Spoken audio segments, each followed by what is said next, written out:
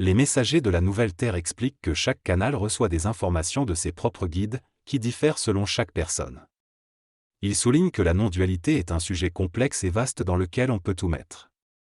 Ils affirment que dans l'expérimentation de la vie, nous pouvons pratiquer la non-dualité dans un monde duel. Ils définissent le monde non-duel comme celui de l'absolu et de l'unité, mais ils précisent qu'il n'est pas réalisable par des techniques dans la dualité.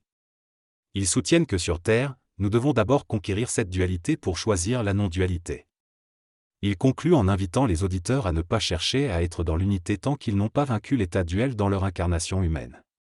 Pour vivre l'unité, il est nécessaire de reconnaître la dualité que nous avons expérimentée dans notre incarnation sur Terre. Lorsque notre être divin s'est incarné, il a oublié sa nature divine pour pouvoir expérimenter la dualité dans la matière. Maintenant, il est temps de sortir de cet oubli et de reconnaître notre véritable nature lumineuse. Cela implique de renoncer à vivre la dualité, c'est-à-dire de cesser d'opposer les choses et les personnes. En renonçant à la dualité, nous pouvons commencer à vivre dans la non-dualité et nous rapprocher de l'unité. Cela nécessite également de nettoyer les oublis que nous avons accumulés dans notre expérience duelle. Le processus d'éveil consiste à reconnaître la lumière en nous et à renoncer à vivre la dualité pour manifester notre véritable nature lumineuse. Il est également demandé de ramener nos corps à la lumière, c'est-à-dire de réintégrer totalement la lumière en nous sans passer par la mort physique. Ce processus de réintégration nécessite de prendre conscience des détails qui ont contribué à la dualité et de les conscientiser pour pouvoir renoncer en conscience.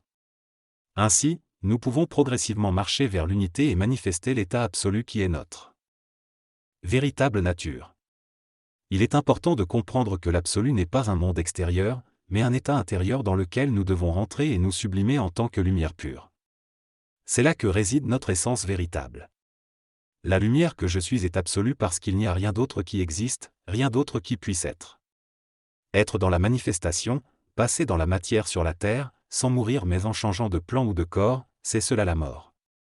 C'est laisser le corps pour revenir à la lumière, à l'essence de qui je suis. Sur la planète Terre, il faut renoncer à l'expérimentation et prendre conscience de la non-opposition entre le masculin et le féminin pour atteindre l'unité. Il faut renoncer au monde de la matière sans chercher des ouvertures par des techniques qui peuvent mettre à mal l'être humain. L'expérimentation n'est pas complète, elle n'est pas faite, on ne peut pas monter les étages comme ça. Les guides de lumière ont donné ce message, je viens marcher sur les rives de l'oubli pour expérimenter la vie. Si vous avez des questions, n'hésitez pas à les poser.